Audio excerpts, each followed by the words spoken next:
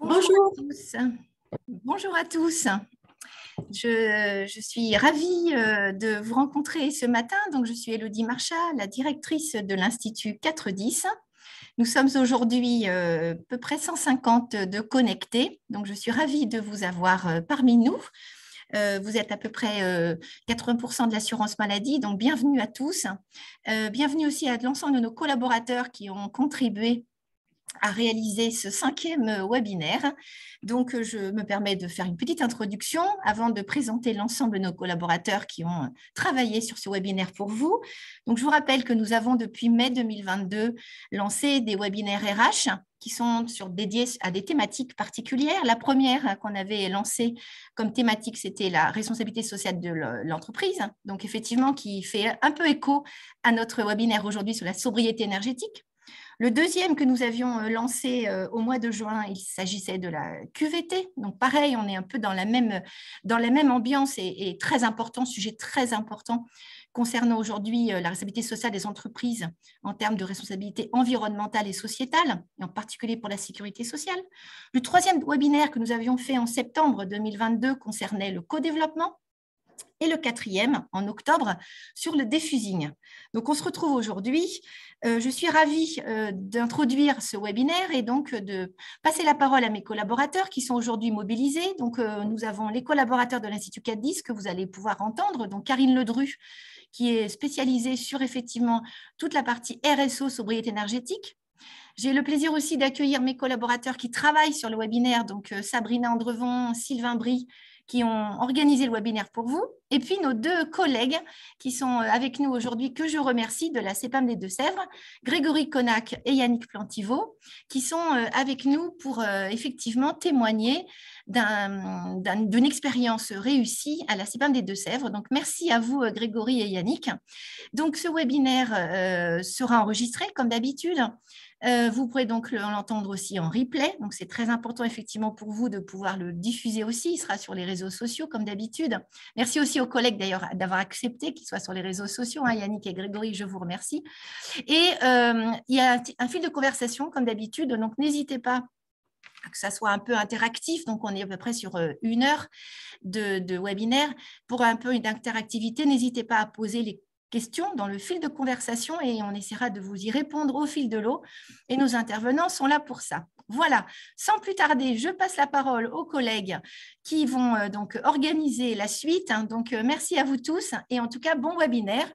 Et au plaisir en tout cas de pouvoir avoir aussi un retour de votre part sur notre format, parce que ce sont des formats qu'on essaie de faire depuis quasiment donc 1 an et on essaie de s'améliorer. Donc, n'hésitez pas aussi à nous apporter vos éléments d'amélioration possibles pour nous. Et merci d'avance. Voilà, je passe la parole aux collègues.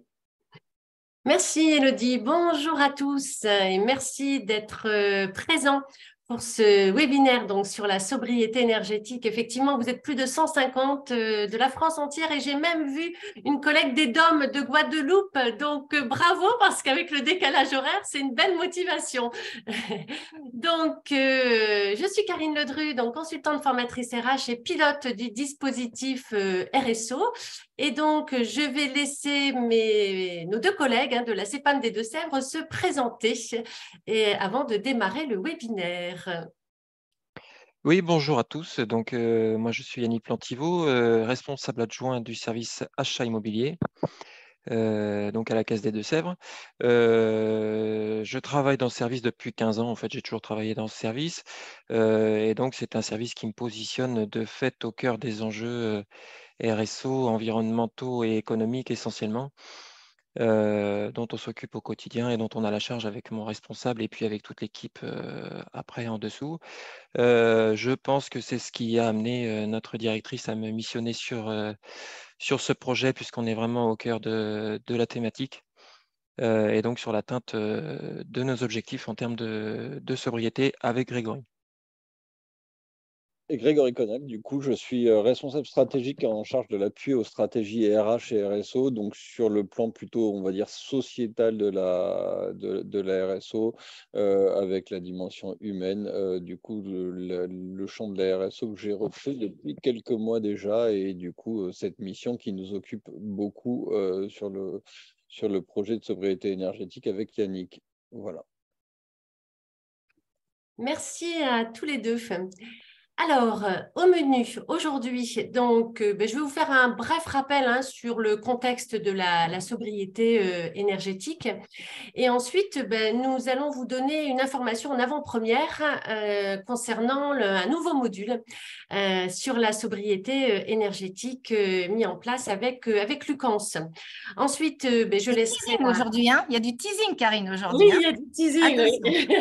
Allez, en avant-première, effectivement, un module conçu avec Lucans, c'est la première fois qu'on le présente. Voilà. Merci. Et donc, ensuite, je laisserai la parole à nos deux témoins qui vont nous présenter le plan sobriété énergétique donc, de la CEPAM des Deux-Sèvres. Je vous présenterai ensuite les formations relatives à la RSO et puis nos prochains événements.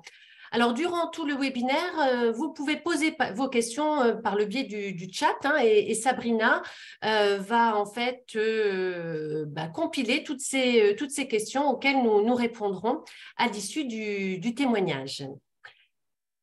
Bien, alors en ce qui concerne le contexte de la sobriété énergétique, alors la sobriété énergétique, ce n'est pas nouveau, puisque déjà on en parlait en 1973, puisque Pompidou appelait les Français à faire preuve de sobriété après le premier choc pétrolier. Alors, actuellement, on fait face à un contexte tendu dû aux tensions internationales sur l'approvisionnement en énergie. Un contexte tendu aussi dû à l'indisponibilité d'une partie de la production électrique française. Et nous avons cette trajectoire de neutralité carbone des services publics pour 2050. Alors, on avait déjà une loi en 2015 qui nous invitait à réduire notre facture énergétique en favorisant les énergies nouvelles. Et donc, plus récemment, nous avons ces deux circulaires du 25 juillet et du 10 novembre 2022 qui nous demandent de réduire de 10% de notre consommation d'énergie par rapport à 2019 d'ici 2024. Alors, l'État et les organismes en charge d'une mission de service public ont un devoir d'exemplarité. C'est pourquoi Lucans, pour vous accompagner et pour vous aider, nous a sollicité en fait pour participer à la création d'un nouveau module, un module de sensibilisation à la sobriété énergétique. Alors, ce nouveau module, alors très bonne nouvelle, il est gratuit. C'est un module en e-learning qui est d'une durée d'environ 30 minutes et qui va concerner en fait tous les salariés de vos organismes. Et donc, il va être mis à disposition par vos branches très prochainement et accessible sur la plateforme CIFADIS. Donc, les modalités d'accès vous seront précisées par vos branches. Alors, il est composé, en fait, il y a deux axes dans ce module. Un premier axe, il s'agit de comprendre et le deuxième axe, d'agir.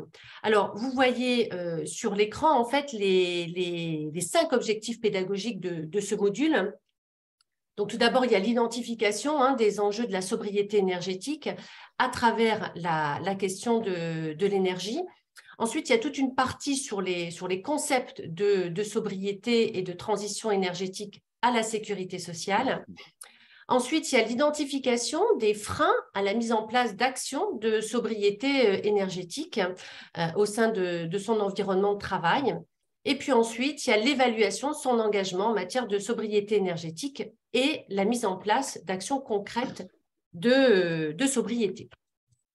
Alors, vous verrez, les modalités pédagogiques sont très participatives, c'est très ludique. Il y a un autopositionnement pour chaque participant qui va pouvoir déterminer son profil en matière de sobriété énergétique. Est-ce qu'il est plutôt promeneur? Est-ce qu'il est plutôt jogger? Est-ce qu'il est plutôt trekiste? Et ensuite, on va avoir une alternance en fait d'ateliers interactifs avec des quiz, des sensibilisations aussi très ludiques aux éco-gestes. Il y a même la possibilité de calculer son empreinte carbone. Il y a des petits pop-up aussi pour aller plus loin si le stagiaire le souhaite. Et ensuite, il y a l'identification d'actions individuelles et collectives.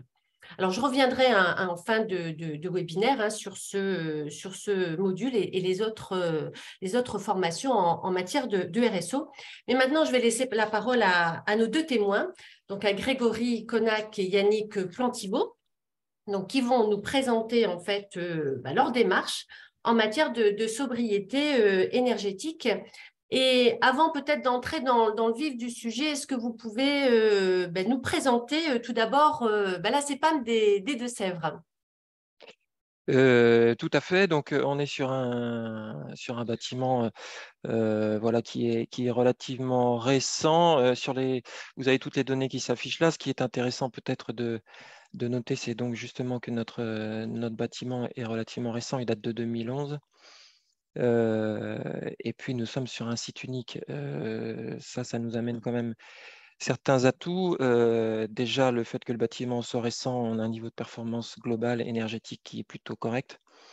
Et puis, le fait qu'on soit équipé d'une GTB nous aide à piloter certaines actions, notamment les actions purement techniques.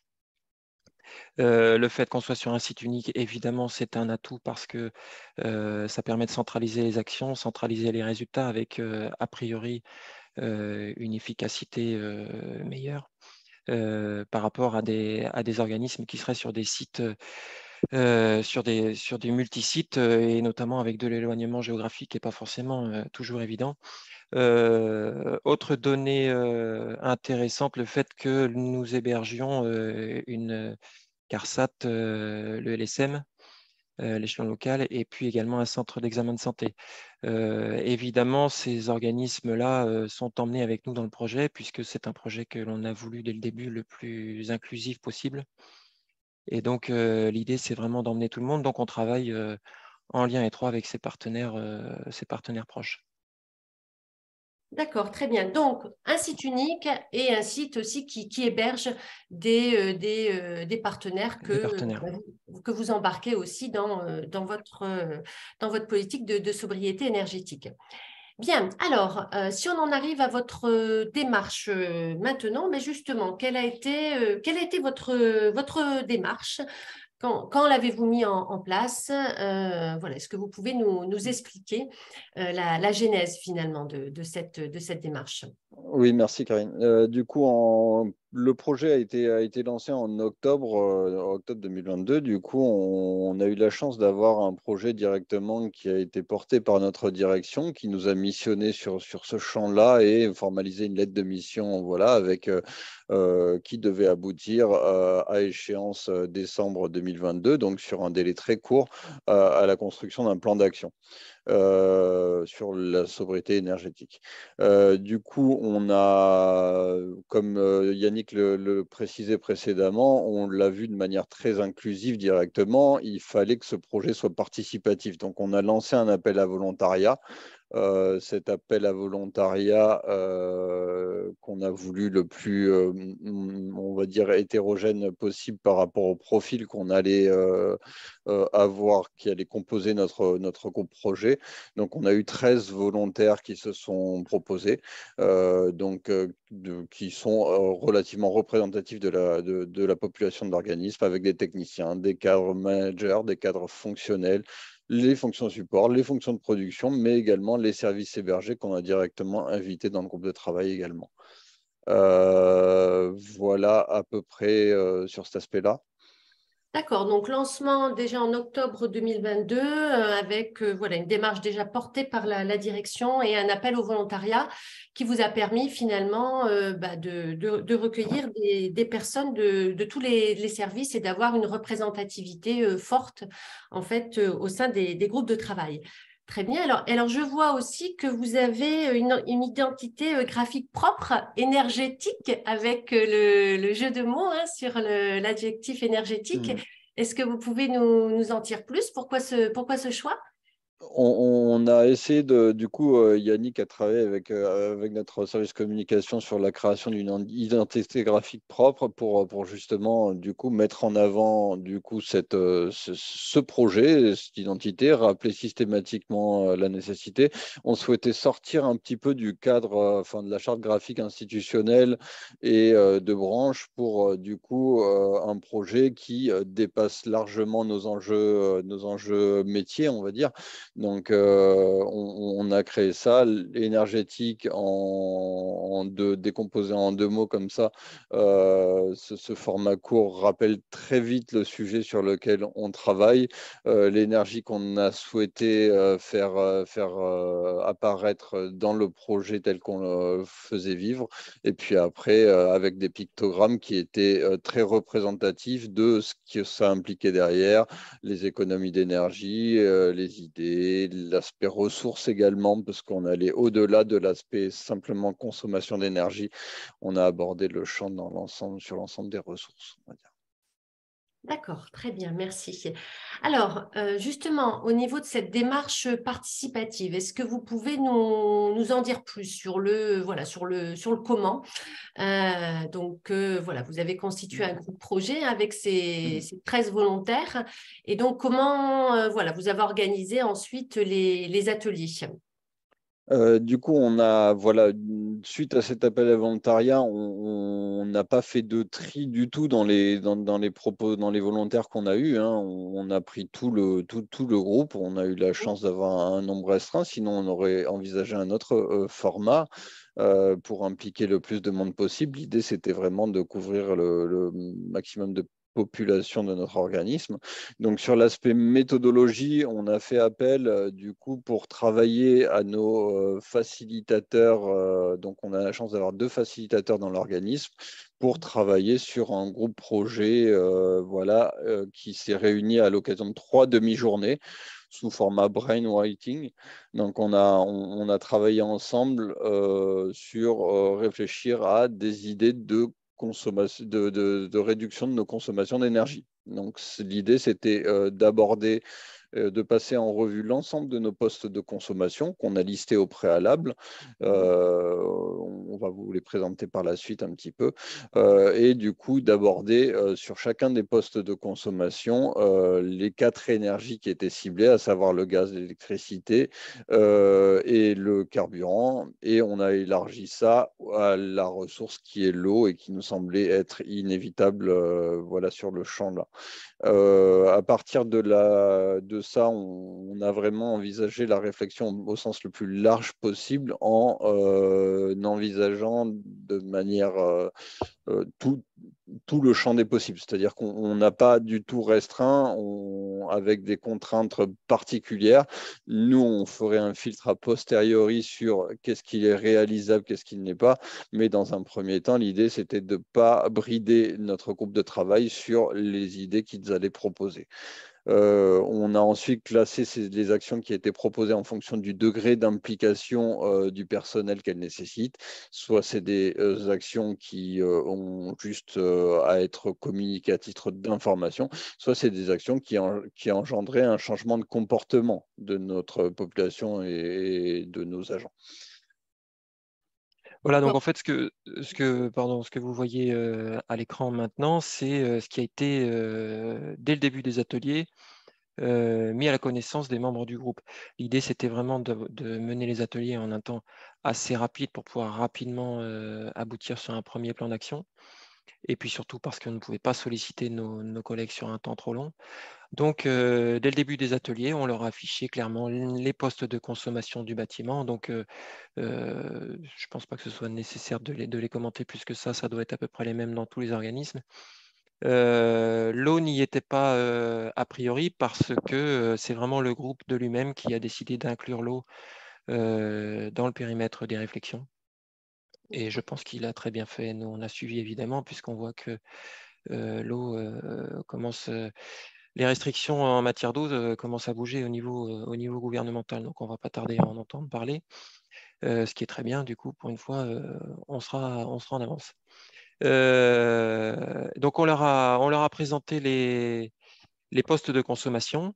Et à partir de ces postes de consommation, on leur a présenté également le schéma que vous voyez ici, qui est un schéma explicatif de ce qu'est une réelle démarche de sobriété dans son intégralité.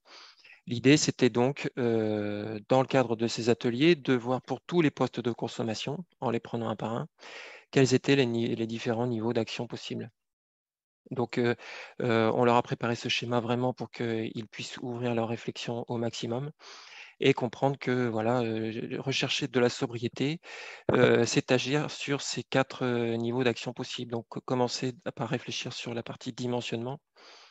Donc là, vraiment en amont de l'acquisition de matériel ou en amont même de la consommation de n'importe quelle ressource, réfléchir sur la quantité d'équipements qu'on va acquérir, leur capacité, leur puissance.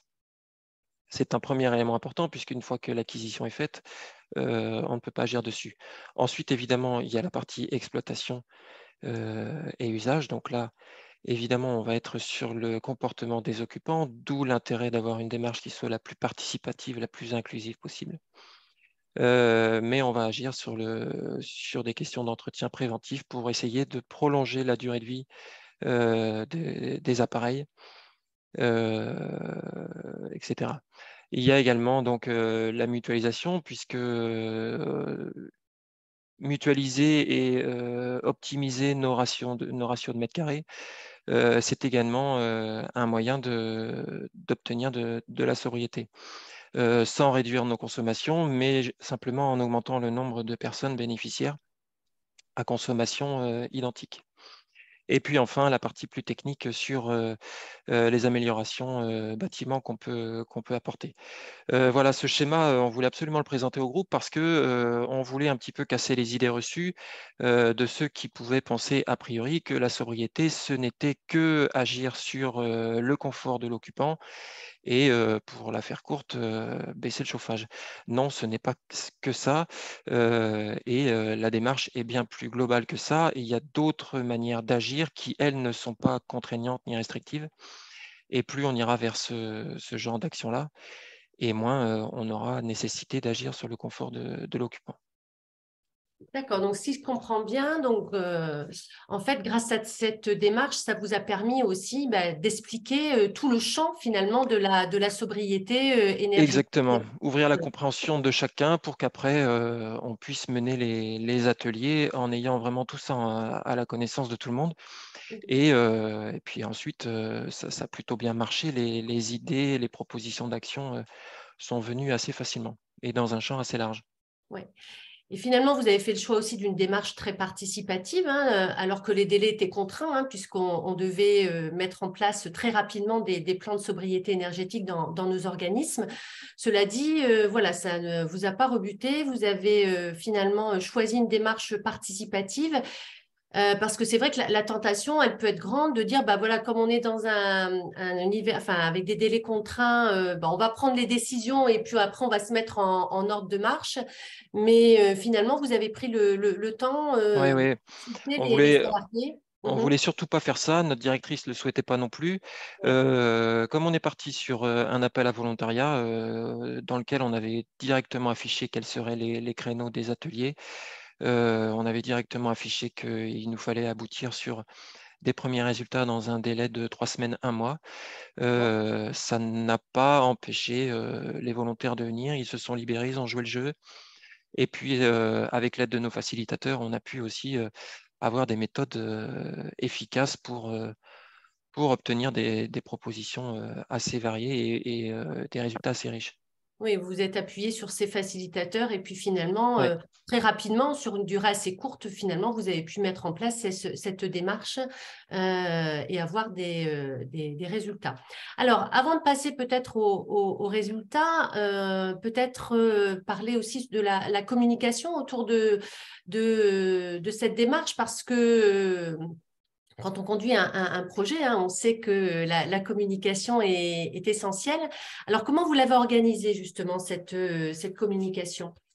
On va dire qu'on a 5 grandes étapes. D'une part, on a essayé de capitaliser un peu sur notre groupe de travail, notre groupe projet, parce que du coup, l'idée, c'était de les impliquer et pas que à la naissance du plan d'action, mais tout au long.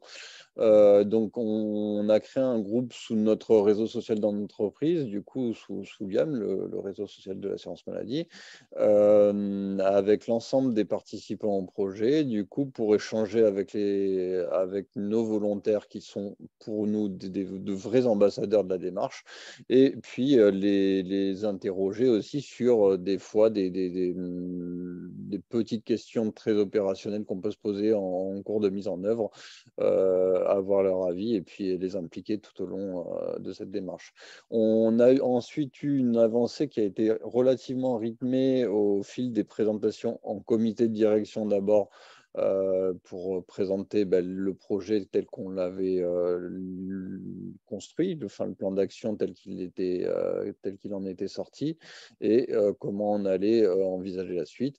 Et puis ensuite, des présentations, bien sûr, en CSE qui ont été plutôt très bien accueillies, parce que du coup, on informait vraiment au fil de l'eau l'ensemble de nos élus sur cette avancée du projet. Sur les communications à l'attention de tous sur l'avancée du projet, la mise en œuvre des actions, c'était bien sûr une problématique. On est encore aujourd'hui en train de travailler dessus et d'aménager. On envisage au maximum de, on va dire, diversifier nos modalités et nos formats de communication pour que ce soit le plus parlant possible, en essayant de toujours rappeler avec notre logo qui fait un peu écho, rappeler le rattachement à ce projet énergétique. Et du coup, on mixe un peu les communications avec des communications qui sont dématérialisées sur le fil d'infos local, donc toujours ce réseau social d'entreprise, et puis des communications qui sont plus sous format affichage, sous format directement aussi mode d'emploi pour tout ce qui est thermostat et autres. Voilà, des éléments très opérationnels pour certaines.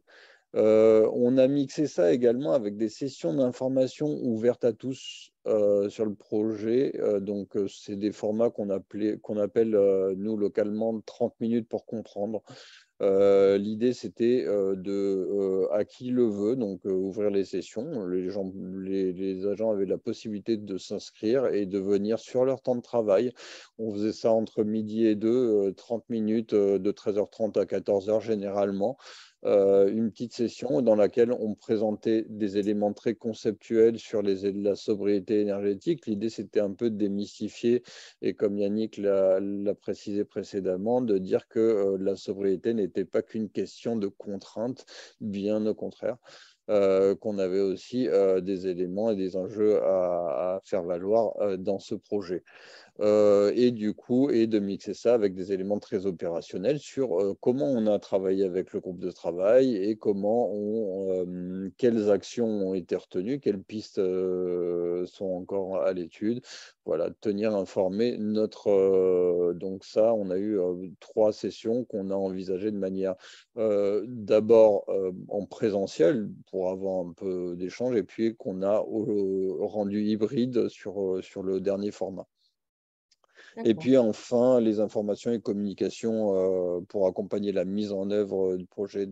Voilà, j'en ai un petit peu parlé précédemment sur l'affichage d'infos pédagogiques, des challenges, sensibilisation. L'idée, c'était d'ouvrir un petit peu, de rendre dynamique cet aspect communication. Et là, on peut s'en remettre à nos chargés de communication qui sont sur ce projet mobilisés. Et alors, je voudrais revenir sur ces sessions justement d'information, 30 minutes pour comprendre.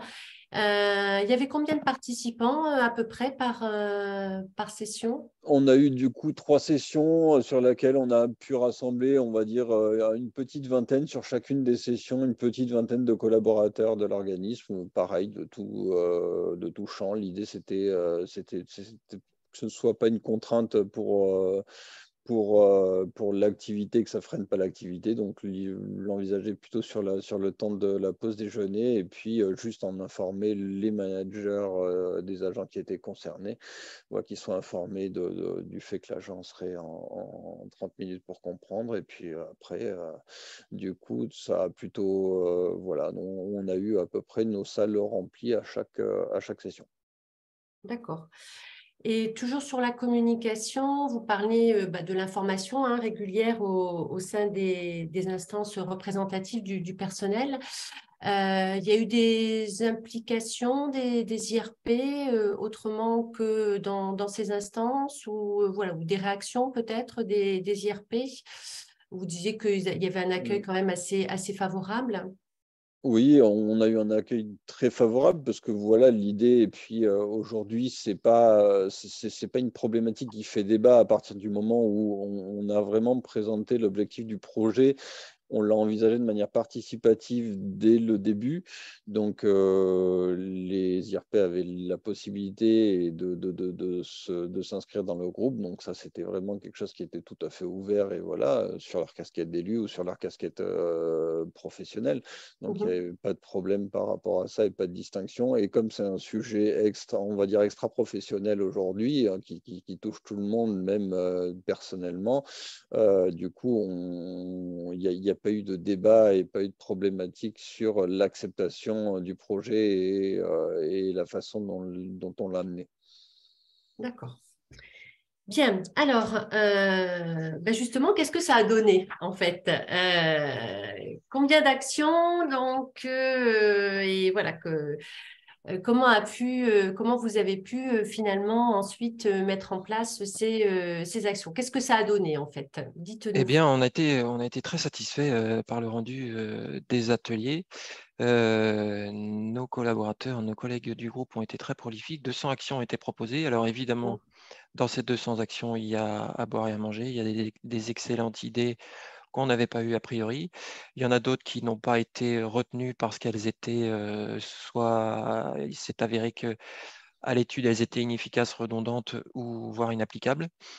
Mais sur celles qui ont été conservées, donc on a travaillé, on les a classées en 2 phases, justement pour pouvoir être au rendez-vous de nos objectifs à court terme. Donc 46 actions immédiates ont été retenues. L'idée, c'était vraiment de pouvoir lancer le projet le plus vite possible, toujours dans l'idée d'emmener un maximum de monde et voir que ça décollait rapidement. Et puis, une centaine d'actions ont été classées en phase 2, dans laquelle on a réuni donc toutes celles qui étaient soit pour une mise en œuvre à moyen ou long terme, soit nécessitant la participation de toutes, impactantes pour l'organisation du travail.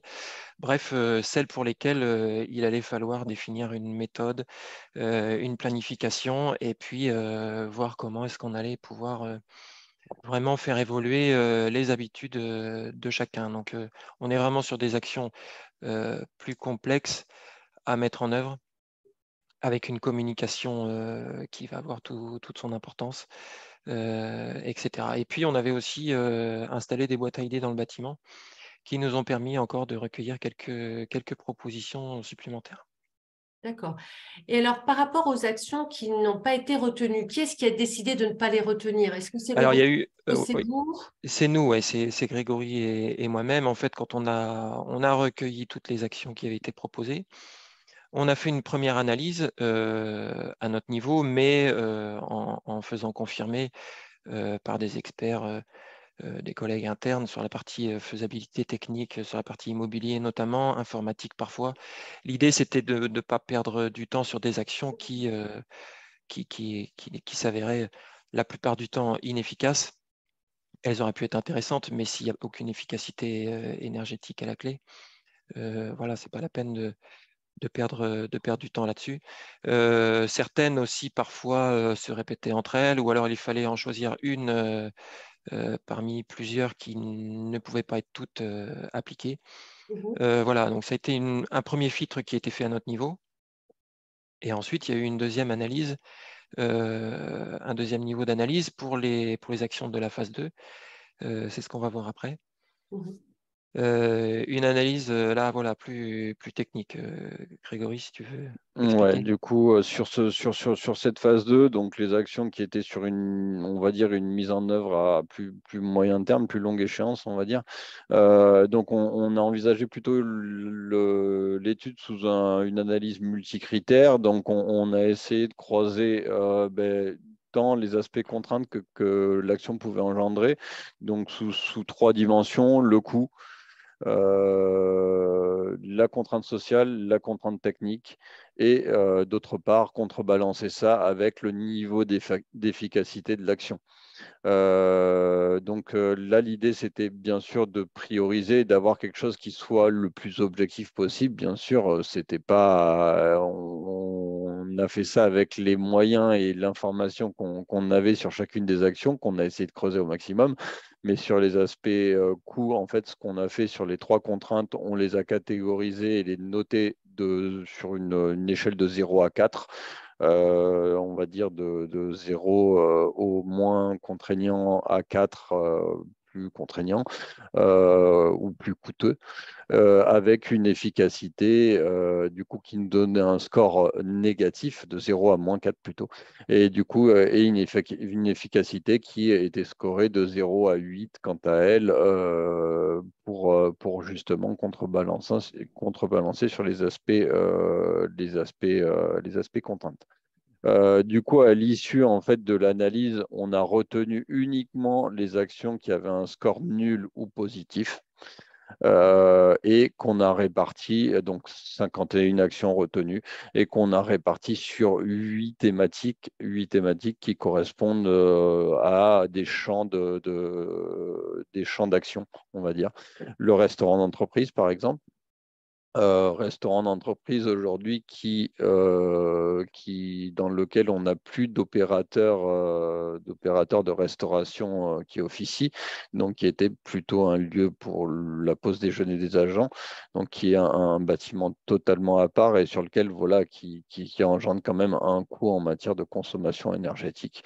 Voilà. Sur l'aspect plan de mobilité, parce qu'on a encore de vraies avancées à effectuer sur ce champ-là. L'organisation du travail et des espaces, c'est peut-être le plus gros champ sur lequel on travaille encore aujourd'hui, parce que voilà, repenser le travail de demain et comment l'organisme va-t-il pouvoir s'adapter à ça. Les mutualisations inter-organismes avec nos services hébergés, comment on peut mettre en commun nos équipements. Les opérations immobilières sur l'aspect bien sûr plus technique, la gestion du matériel bureautique. Donc derrière bureautique, on implique bien sûr tout ce qui est informatique, hein, voilà. Les archives, voilà, parce qu'on a aussi un local d'archives qui est un bâtiment déconcentré de l'organisme, voilà, qui n'a qu'une vocation d'hébergement de nos archives. Et puis la politique d'achat. Qui est aussi un vrai sujet sur laquelle voilà, voilà, Yannick avait déjà une politique relativement respectueuse et responsabilisée, une politique d'achat relativement propre. Très bien. Alors, il y a un exemple avec la diapo suivante, Sylvain, voilà, pour vous montrer en fait, voilà, concrètement, hein, la méthodologie que vous avez adoptée avec la planification en fait, hein, et avec justement ces critères autour de la contrainte sociale, la contrainte technique, le coût et le pendant avec l'efficacité. Ouais, du coup, oui, là-dessus, sur ce champ-là, on va dire qu'on vous a donné en exemple l'aspect organisation du travail et des espaces. Et puis, voilà, c'est les actions qui apparaissent en vert en haut de tableau. Donc, c'est toutes les actions qui ont pu être retenues et qui vont aujourd'hui être injectées et sur lesquelles on va veiller à leur réalisation dans le cadre d'un plan d'action, mais global, dans le cadre de l'organisation des espaces et du travail. Et puis toutes les actions en rouge sur le bas de tableau, c'est les actions qui sont quant à elles, qui n'ont pas été retenues. Voilà. Du coup, on a fait une proposition déjà sous format projet de ce que l'action allait impliquer, pardon, en matière de ressources internes, éventuellement de ressources externes, et la planification qu'on pouvait y associer en matière de mise en œuvre, ou en tout cas de création d'un autre pan du gros projet, et l'aspect méthodologique avec quel format on envisageait sur cet aspect-là. On vous a directement montré le champ qui était le plus ambitieux, parce que c'était aussi pour montrer qu'il y a des choses sur lesquelles on a vraiment des problématiques qui sont, on va dire, plus stratégiques peut-être, organisationnelles, et d'autres très opérationnelles. On a mis, par exemple, la deuxième action, c'est promouvoir l'utilisation des Active Desk. On a des tapis de marche et autres qui sont aujourd'hui postés dans le bâtiment, et sur lesquels voilà, on va souhaiter promouvoir, parce que c'est aussi un moyen de se réchauffer, de travailler autrement, de rendre plus dynamique, d'être plus performant. Et puis à côté de ça, on a des éléments beaucoup plus ambitieux, et qui vont toucher beaucoup plus de champs d'action, et nous forcer à la réflexion au sens plus large possible, tel regrouper les agents. Voilà, regrouper les agents. Là, l'idée, c'est aujourd'hui, on a le télétravail qui est venu un peu bousculer nos habitudes, avec une charge de télétravail qui a été modifiée en passant à un forfait unique pour tous ceux qui le souhaitent, à 120 jours annuels. Donc, ce qui fait l'équivalent de 3 jours par semaine à peu près. Et du coup, ce qui limite, diminue énormément la présence dans le bâtiment, notamment sur certaines journées dans la semaine. Donc, l'idée, c'est bien sûr comment on peut réfléchir à une organisation et à une occupation du bâtiment qui soit plus pertinente aujourd'hui, par rapport à nos besoins, par rapport à nos enjeux de performance, par rapport aussi à ces contraintes, et à cet aspect sobriété énergétique sur laquelle on essaie de réfléchir. D'accord, très bien. Alors, est-ce qu'à ce stade, vous avez déjà pu mesurer les résultats ou identifier des résultats de votre plan de sobriété énergétique? Certains résultats, oui, sont mesurables, et ont été mesurés sur des actions vraiment très concrètes, donc des actions de la phase 1. Parfois, c'est plus difficile. Parfois, on sait qu'il y a une efficacité, mais on est incapable de la mesurer, parce que je vous disais tout à l'heure qu'on a une gestion technique du bâtiment, mais par contre, on a un plan de comptage qui n'est pas suffisamment affiné, ce qui fait qu'on n'a pas la possibilité de mesurer exactement l'efficacité des mesures a posteriori. Ceci dit, on arrive toujours à récupérer des informations, à estimer, et puis on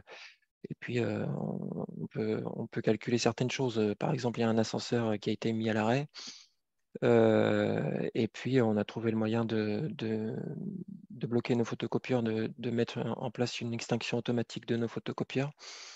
On va supprimer aussi un des 2 distributeurs de confiserie, parce que c'est des distributeurs qui sont réfrigérés, donc qui consomment 24 heures sur 24, et qui consomment autant qu'un réfrigérateur, tout simplement. Rien que ces 3 actions-là, on est déjà à 1,5% d'économie sur le global. Donc, vraiment des mesures qui ne sont contraignantes pour personne, avec un résultat qui là est chiffré. Et voilà. Mise à l'arrêt d'un ascenseur, 1 sur 2. Alors, c'est pas 1 sur 2, je me suis mal exprimé, on a plus d'ascenseurs que ça, mais dans le hall d'entrée principal, on a 2 ascenseurs qui étaient côte à côte, donc sur un bâtiment sur 3 niveaux. C'était largement surdimensionné, et en mettre un à l'arène ne génère pas de file d'attente devant l'ascenseur. Donc voilà, c'est des actions là qui pour le coup sont très concrètes et avec des résultats faciles à mesurer. Mais au-delà des résultats, bien sûr, sur les consommations d'énergie à moyen terme, on va pouvoir avoir une vraie mesure des économies réalisées. Et puis je pense que c'est ce que le personnel attend aussi en interne. Mais au-delà de ces 10% d'économie d'énergie, il y avait d'autres objectifs qui étaient visés dès le début du projet, qui faisaient partie de notre lettre de mission. Participer à une prise de conscience et une responsabilisation de chacun. C'est vrai qu'on est sur un projet qui est universel, vraiment au sens propre du terme, et qui fait appel aux valeurs de chacun. C'est un excellent levier a priori pour pouvoir vraiment forcer un petit peu l'ensemble du personnel à s'intéresser davantage aux enjeux de RSO de la caisse.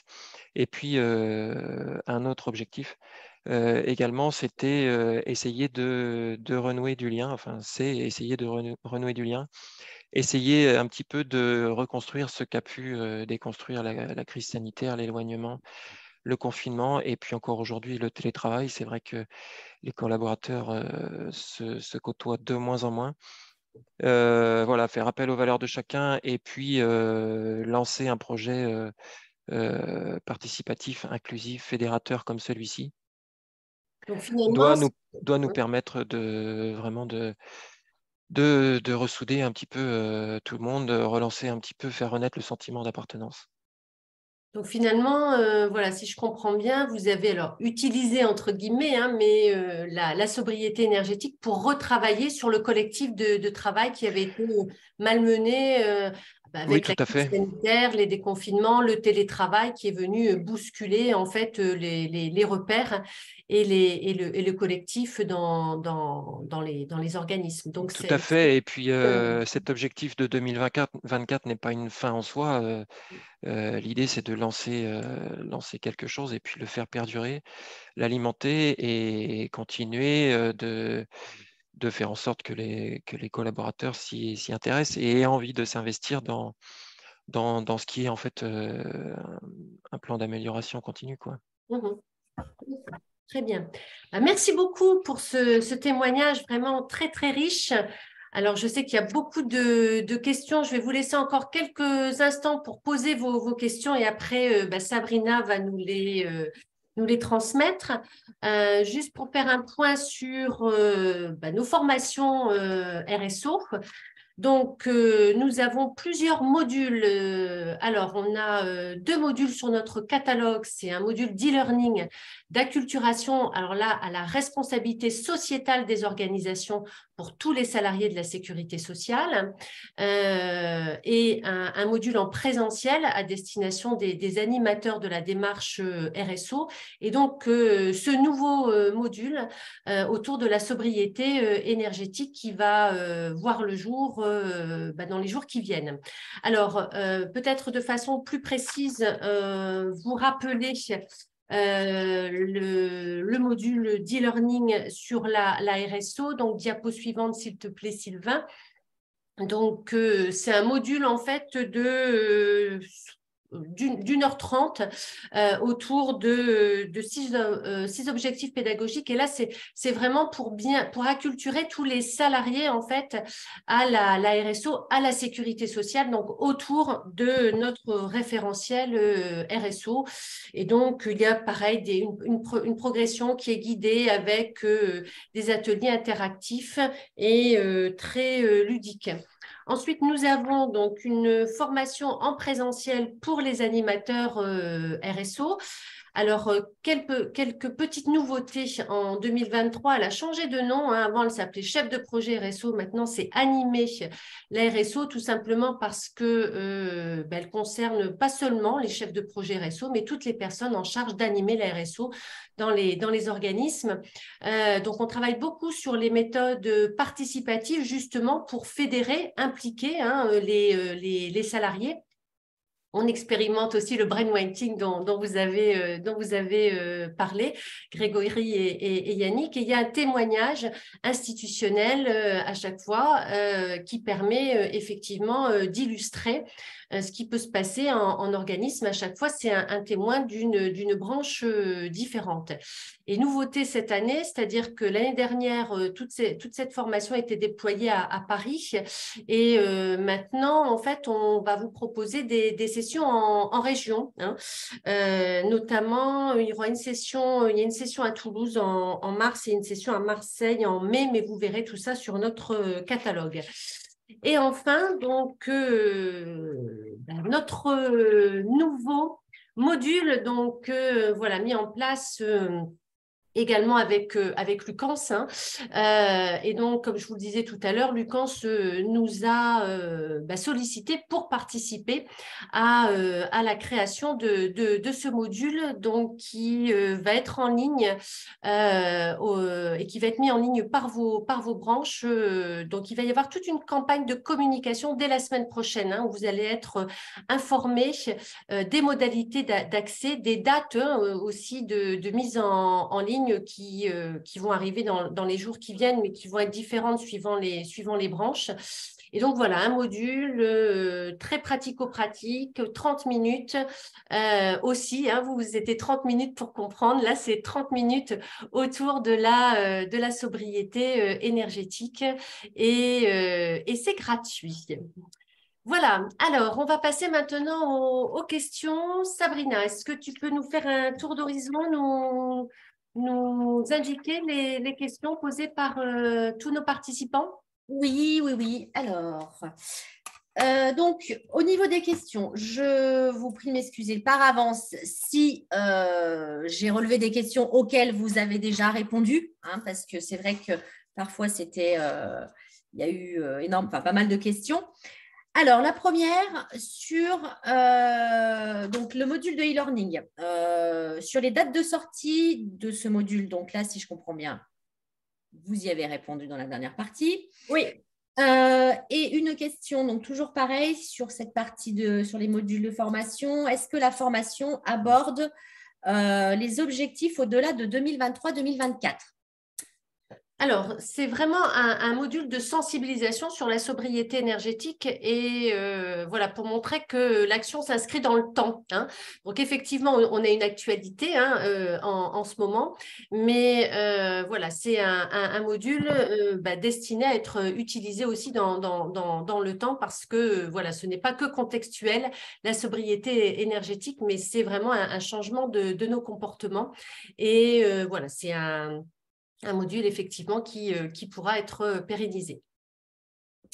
Ok, alors on va continuer si vous le voulez bien sur la dernière partie, sur tout ce qui est formation, étant donné qu'on est parti là-dessus.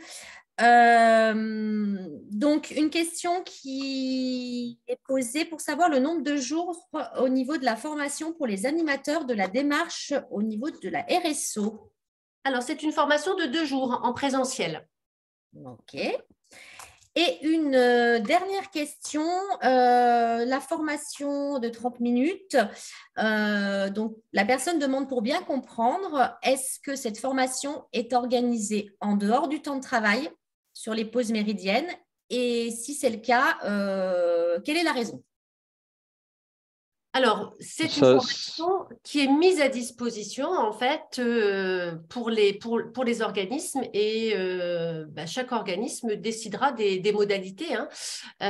Donc, en tout cas, nous, on l'a conçue avec Lucans pour qu'elle soit le plus accessible possible, elle est gratuite, hein, comme ça, il n'y a pas d'entrave.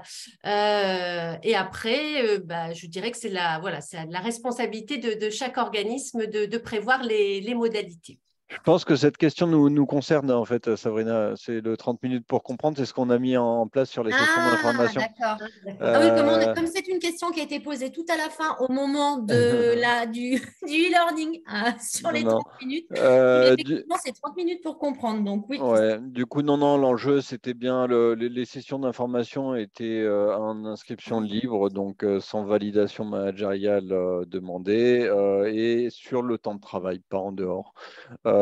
Et l'aspect pause méridienne, c'était simplement pour faciliter la présence des collaborateurs et limiter au maximum, sachant qu'on les a plutôt organisés sur des journées où on avait maximum de présence sur site, ou voilà, les mardis, jeudis, de manière de préférence.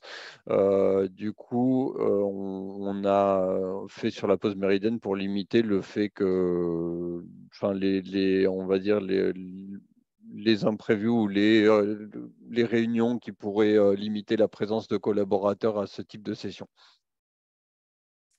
Ok. Du coup, je vais vous poser les questions à vous maintenant, messieurs. Par rapport à votre plan, donc on a eu une première question sur un acronyme GTB, donc pour laquelle oui. on a eu une réponse Gestion technique du bâtiment. Voilà, on a eu une réponse dans le fil de conversation. On a eu aussi une question sur le nombre de salariés hébergés sur les 7300 mètres carrés. Donc là aussi, on a eu une réponse, mais je ne sais pas, on a eu 281. Oui, mais 280, c'est vraiment le personnel CPM. On doit être 220 ou 230 si on intègre les partenaires. Il y avait une question aussi qui concernait le ratio mètre carré. Voilà, c'est ça.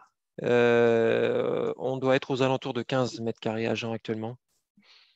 L'objectif à moyen terme, c'est d'arriver à 10 mètres carrés agents. D'accord. Donc, pour faire ça, il faut absolument que l'on puisse avancer sur du flex office en s'appuyant sur le télétravail, revoir les mètres carrés agents, densifier les services, voire des services partagés. Il y a énormément de formules possibles sur le flex office. Parmi les gens qui participent à ce webinaire ont déjà dû s'intéresser à cette question-là. Il y a énormément de formules possibles. Donc à nous d'être malins, de pourquoi pas travailler au cas par cas.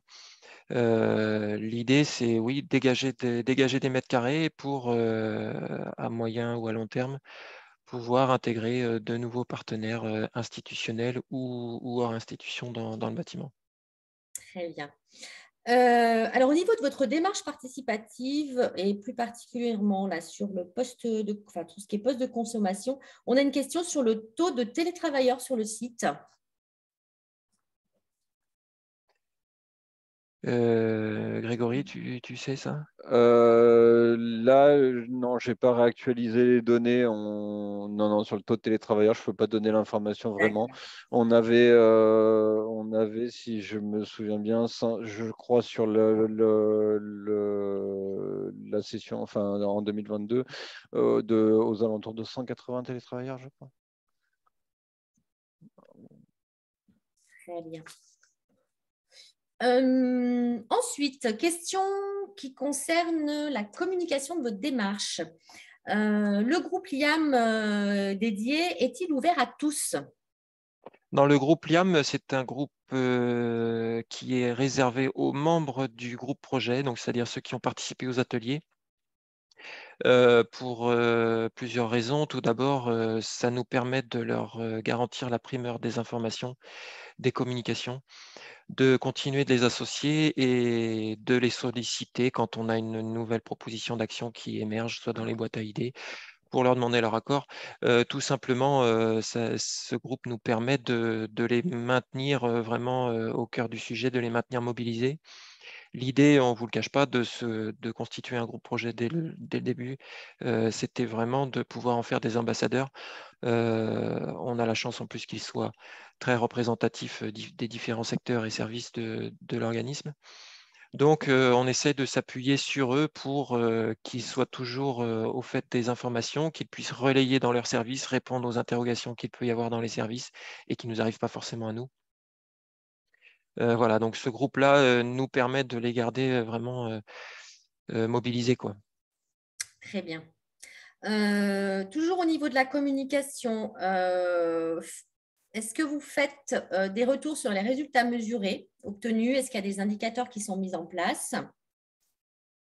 On fait des retours et on essaye de varier au maximum nos communications. Là, on a une collègue qui travaille sur une vidéo pour illustrer les gains amenés par le changement de l'ensemble des mitigeurs, des sanitaires. Quand on a fermé l'ascenseur, on a tout simplement affiché sur la porte de l'ascenseur qui est arrêté l'équivalence en termes de kilomètres parcourus avec une Zoé de notre flotte auto. Donc, il faut savoir que mettre à l'arrêt l'ascenseur représente l'équivalent de 25 000 km à l'année réalisé avec une Zoé, ce qui n'est pas négligeable.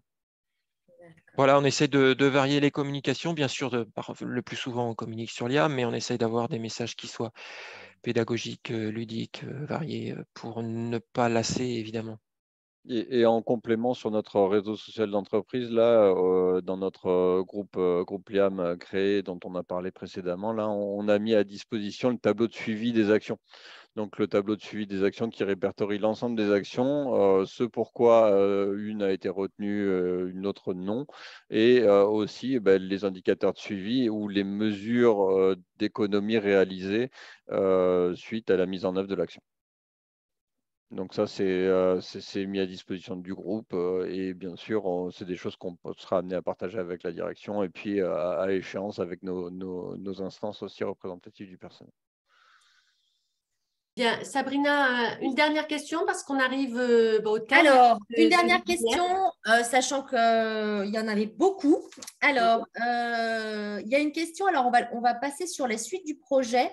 Pour revenir au niveau du télétravail et une question, une réflexion qui était de savoir est-ce que le fait d'avoir des personnes qui maintenant télétravaillent 3 jours par semaine et qui du coup réduisent tout ce qui est empreinte au niveau de l'organisme, est-ce que ce n'est pas faire un transfert du problème sur l'hébergement, les habitations des salariés. En fait, alors déjà, ce qui est important, c'est qu'on est sur un forfait.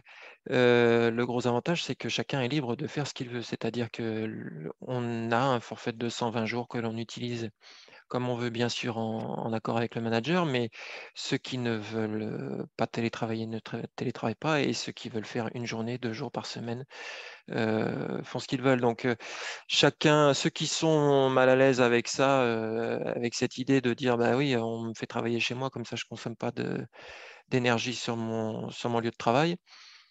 Encore une fois, il n'y a pas d'obligation.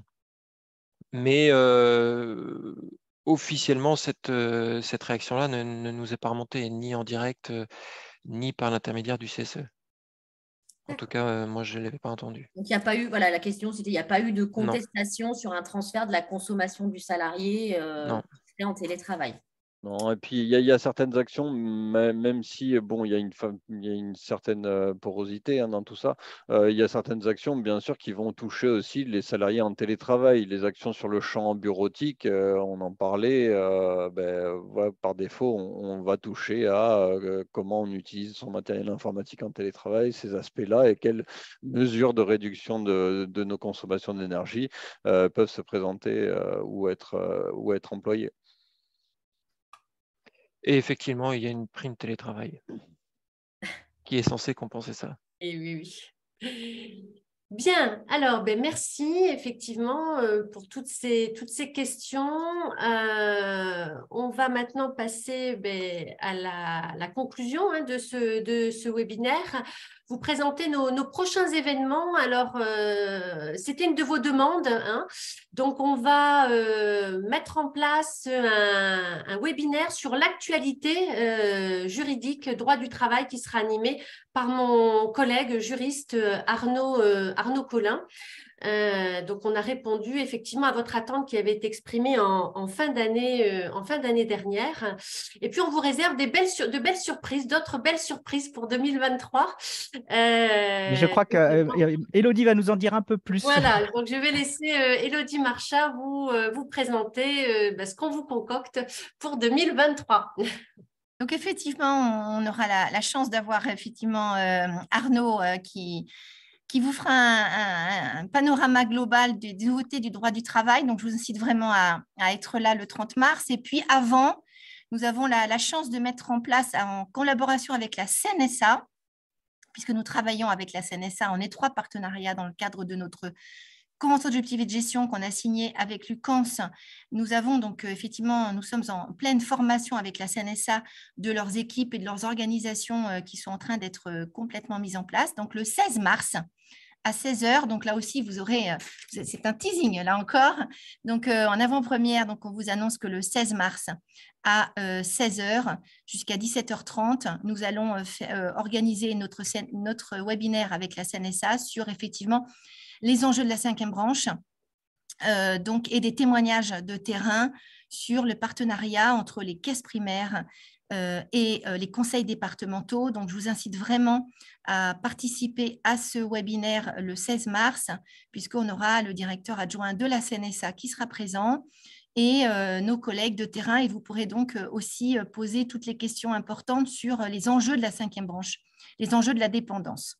Et nous allons continuer après, d'ici l'été, notre format de culture institutionnelle qui nous permettra aussi, pour l'ensemble des collaborateurs des organismes, de pouvoir bénéficier justement sous forme de webinaire gratuit à chaque fois. Je le redis parce que c'est important, c'est de la mobilisation importante de l'Institut 410 à votre disposition. Donc, ce sont des webinaires gratuits qui seront aussi en replay, qui nous permettra aussi de vous donner aussi de la culture institutionnelle sur les politiques sociales et les enjeux d'actualité qui vont arriver dans les mois qui arrivent, qui vont arriver effectivement pour l'été. Donc, CNSA le 16 mars, droit du travail le 30 mars et la suite un petit peu plus tard. Voilà, voilà Karine, voilà Sylvain. Et voilà, merci à Yannick et Grégory pour leurs interventions, pour la clarté de leurs réponses également. Et merci beaucoup tous les deux et à la CEPAM des Deux-Sèvres. Et je remercie aussi effectivement la direction de nous a permis de profiter de vos expertises. Merci à nos collègues aussi qui travaillent derrière la caméra, donc Sylvain et Sabrina, pour que ce webinaire se soit bien passé. Donc, merci à vous.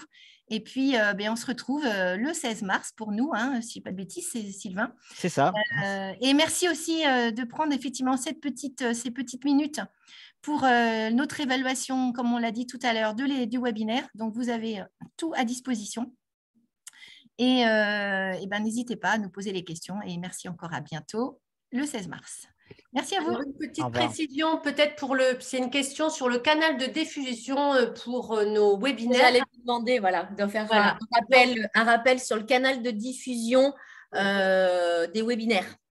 Le support disponible sur notre site internet avec le replay d'ici quelques jours et on a une chaîne YouTube où vous retrouvez l'intégralité de tous les webinaires depuis l'année dernière. Donc, vous pouvez passer des soirées sympathiques au pied de la cheminée en revoyant. C'est un peu sur LinkedIn aussi, Sylvain. Et on fait de la pub. Et sur LinkedIn aussi. Et sur LinkedIn aussi, oui, tout à fait. Tout est ouvert. Tout est ouvert. Voilà. La présentation des webinaires et nos réseaux. Contact client si vous avez une question. Merci à vous. Bonne journée. Et merci beaucoup.